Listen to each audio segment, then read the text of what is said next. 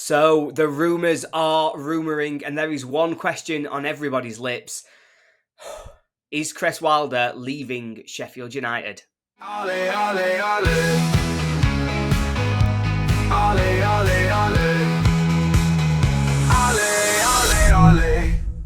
Yes, hello everybody and welcome to the Sheff United Way. Today, as I say, we are getting right into the meat of it. Is 𝗬𝗏𝗏 leaving United? The rumours have been everywhere over the last few days, and it seems to be that it has all come to a head with a potential board meeting taking place earlier this week to make the decision about whether or not 𝗬𝗏𝗏 is going to continue as Sheffield United manager. But let's get out of the rumours first of all. Let's have a look at the facts. What has actually been reported by the different news outlets? Well, it started on Thursday. And the BBC, Sky Sports News, obviously the local newspapers, the Star, Radio Sheffield, all began covering and reporting that there was a meeting taking place on Thursday, which was to decide the future of Sheffield United manager 𝗬𝗏𝗏. Lots of them have preempted it. A lot of them said that 𝗬𝗏𝗏 is set to be sacked by Sheffield United, but that is nothing confirmed. We have not seen anything formally. The club haven't made announcements. There has been no formal statements, nothing beyond these reports that are coming out that the meeting has taken place and that potentially 𝗬𝗏𝗏 is set to be sacked. Now, a lot of the questions in my mind and a lot of the first thoughts I thought was, he signed a contract, 6 months ago? A 3-year contract was signed in January when the new owners came in. They immediately backed him as being their man to take the club forward. And so it's very clear that something's happened between then and now, something beyond just what happened at the end of the season, something beyond Sheffield United not getting promoted to the Premier League. And it all seems to be centred around the plans for the summer. What are Sheffield United going to do in the transfer market? How are we going to rebuild this squad to go again next season and to attack the Championship for another run at automatic promotion? So it's become very clear that there is a decision to be made, that there is something that we should expect to hear in the not too distant future. But that's the first question for me. What's the delay? If 𝗬𝗏𝗏𝗏 is staying with Sheffield United, why haven't we had any communications to say, yes, he's our man, we are backing him to the hilt, he's still the manager at Sheffield United? And if he's leaving, why are we sat in limbo? It's been 3 weeks now since the playoff final. We are sat here thinking, well, we need to start getting ready. We need to start making our signings, start making our moves, and we can't allow not having a manager to disrupt our pre-season, to affect any of the planning that we're doing to get this right. The fact that they aren't communicating this with us just increases that anxiety and increases some of the risks around it. Now, why is it being delayed is a separate question, because one, there's the frustration that, come on, tell us something, but there's also the question of why. And I've picked up from Twitters and other areas that it seems as though one of the real delays is that 𝗬𝗏𝗏𝗏's on his holidays. He's gone away to have a nice family holiday, and that may be playing into the radio silence. It may be that he and the club can't make any kind of announcements while they're not together, and they'll need to spend a little bit of time working this through and giving him the opportunity to get away from football for a little while. It's been a long, intense season, and it may just be that they needed a holiday, they needed a break, and that's where the delay is coming in. But then there's the bigger question. We've covered the what has been reported.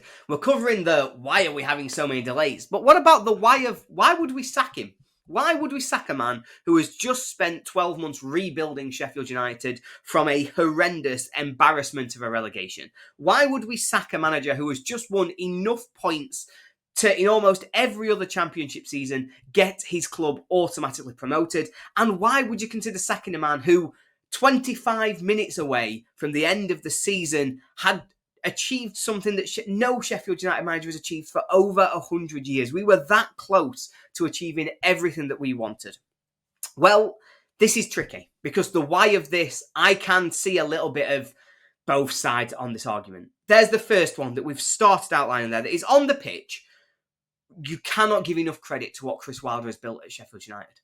He rebuilt and redesigned this squad in a way that is nothing short of phenomenal, if we're being honest with ourselves. We were embarrassed week after week in the Premier League, conceding over 100 goals, getting 16 points? It was just a complete shambles. And we rebuilt that into a team that had pride. that had fight, who earned 92 points of a season, and who were within 25 minutes and one VAR debacle of doing something incredible and achieving something that none of us saw coming at the start of the season. He turned us into one of the most effective teams in the league by a long way. But he also, let's be right about this, because this is what football matters. This is where football's important. Left me with a smile on my face most of the time.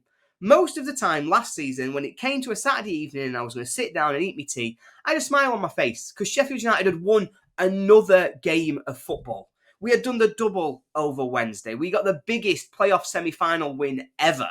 We achieved as many points as any United team has ever in the Championship. There are lots of reasons to say the last 12 months were brilliant. I really enjoyed it.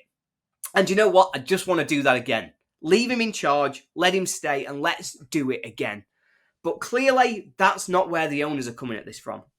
Clearly, there are other things, and I think there's two key arguments which are probably going to factor into this decision and which may be why they're looking to take this decision going forward. The first one is the smaller one, and I'm going to sort of touch on it a little bit. Results and behaviours is effectively one of the reasons they may be looking to make this decision. Football's horrible. It's a cutthroat business. Effectively, somebody wins and everybody else loses. There are, out of 24 teams, 3 who are allowed to have success and celebrate and party, and everybody else ultimately has fallen short. And that's where we found ourselves. At the start of the season, I predicted us to come 6th, and we completely overperformed any of my expectations. But we've got to remember the new owners weren't here last August when I was predicting us to come 6th, and everyone was worried that this would be a season of consolidation where we'd end up in mid-table, where everything could go wrong. The owners weren't here for that. They arrived in December, and United at that point were in a very clear top 4, right up at the top of the Championship. And when they came in, when they bought the club, I think they probably thought they were buying somebody on their way back to the Premier League. Maybe they changed the target, changed the objective, and very much changed the expectation on where United were expected to be at the end of this season. But not just the fact that we fell short, because I think that's forgivable. I think given the insane standard of Leeds and Burnley, given how it went down in the playoffs, I think they'd overlook that. But maybe they're also looking at the how did we fall short? What changed between them coming in December and us not getting over the line in the end? And maybe they're sat there thinking, yeah, the defeat of Oxford was disappointing. The team didn't turn up, but that happens sometimes. Why didn't we change it from Millwall? Why did we put the same team that hadn't turned up 3 days before out again and watch them fail again? Why did we go to Plymouth off the back of a bizarre sort of Chris Wilder rant about pressure, not turn up, lose the game, and then start scrapping with their players, with their fans? Maybe they were looking at that and thinking, is that the behaviours that we want to see as the front-facing side of Sheffield United? We were involved in so many off-field incidents. Wilder himself obviously was involved in quite a few that, I'll be honest, I enjoyed them. Quite liked it. But maybe the owners don't want to be portraying that. The fact that we received almost £500,000 in fines last season for being unable to control our players, maybe that is setting off alarm bells, which has got them thinking maybe there's a better way to do this. Maybe there's another way. And that brings us on to what ultimately we all know is probably the most important reason they'll be considering this decision. And that's that they think there's a different way to do this. And that way can be summarised in 2 letters. AI. And yeah, it's the buzzword, isn't it, at the minute? It seems to be the buzzword this week. It's at the front of everybody's mind. The new owners, they've come in.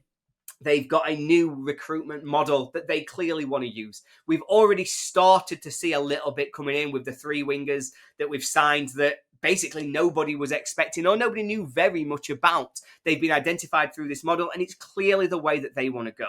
They've paid over, I think it was £111 million they paid to buy Sheffield United Football Club, and ultimately they want to run the club their way with the way that they think is going to bring the most long-term value back to themselves and back to Sheffield United Football Club.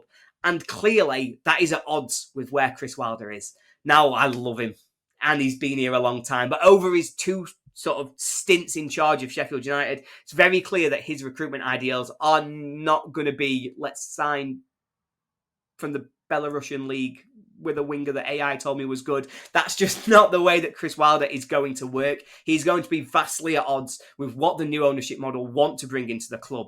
Effectively, that means somebody's got to compromise. Either Wilder has got to compromise and say, okay, you give me the players, I'll manage them, or the owners have to compromise and go, you know what, you're getting it right. Let's leave you in charge and let you run this for as long as we think it's still working.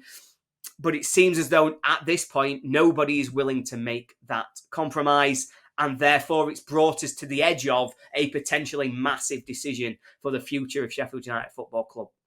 Now, going on record, I think there's pros and cons both ways, but this is just not for me, Clive. I think we did more than enough last season to say that we need to go again, and we need to go again with Chris Wilder, because if he's still in charge in 12 months, we will be one of those 3 teams that are celebrating. We won't be the nearly rans. We won't be the just missed out. I think we'll be a team who are back in the Premier League and are celebrating another successful season. But it's not my decision. I don't get a say. I mean, I should. Don't know why they don't consult me, but I don't get a say. And so while we can't say for sure, while we don't know where the reports are going or what is going to happen next, at the minute, the reports that are coming out from all of the sort of external areas to the club, the wind is blowing in one direction. And it does feel a little bit as though there is no smoke without fire. If the owners are going to take this decision, it is a huge gamble and a huge risk to take. But we just have to hope and hope beyond hope that for all of our sakes, it is the right decision and it pays off for Sheffield United long term. Thank you to everybody who's watching. Thank you to everybody for listening. While we await more news, we will, of course, do everything we can to try and keep you in the loop. We will start working through what we think any new developments might be. We might even start working through our thoughts on, well, if there's going to be a change, who might be the new man? Who might be next through the door at Bramall Lane? But who knows? It's never quiet, is it? You know, I'm ready for this summer. I got off at Wembley and I said to myself, you know what? I need a break. But it's never quiet and you never get a break when you support Sheffield United. Up the Blades. Ollie, ollie, ollie.